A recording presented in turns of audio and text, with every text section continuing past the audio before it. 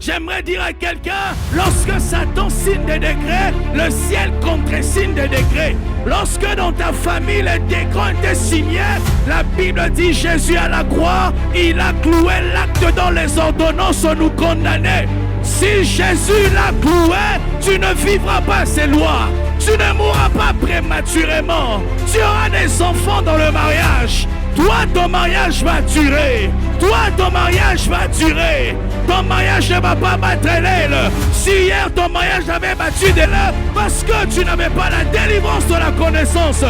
Aujourd'hui, durant cette retraite, le Seigneur t'ouvre les yeux et il te dit que toi, tu n'es pas comme les autres. Toi, tu es mon peuple. Toi, tu es un peuple mis à part.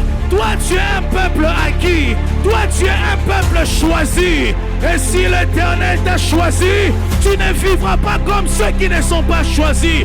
Si quelqu'un le croit, qu'il dise Amen.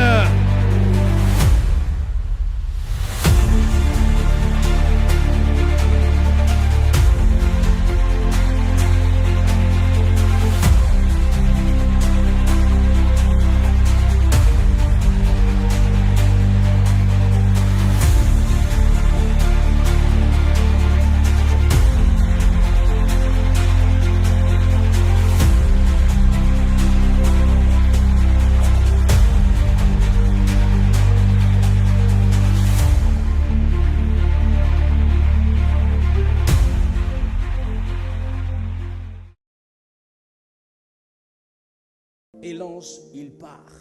Vous savez, il arrive quelquefois dans la vie comme ça. Tu as vécu quelque chose avec Dieu et l'ange est parti.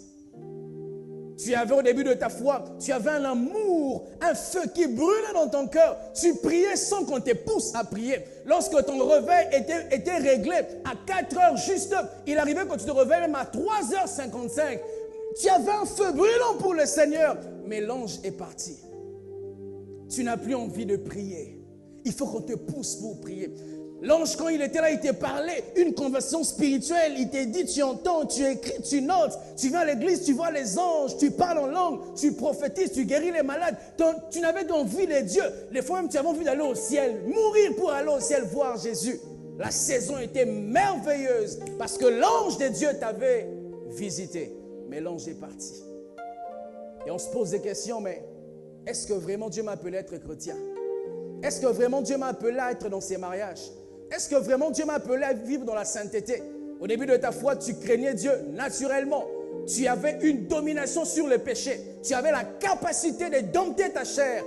Et peu de temps après, tu commences à sombrer dans un même péché. Tu te bats, tu luttes, tu te bats. Tu te retrouves en train de vivre dans le même péché. Même quand tu ne veux pas, tu te retrouves encore tombé dans ce péché. Et l'ange est parti. Et tu te poses des questions. Est-ce que vraiment moi, je suis appelé à vaincre ces péchés? Est-ce que vraiment moi, je suis appelé à vivre aussi une vie normale comme les autres? Est-ce que je suis appelé aussi à réussir dans la vie? Parce qu'au début, quand tu entreprenais, tes business, ça partait partout. Les clients étaient là. Mais à un moment, l'ange est parti.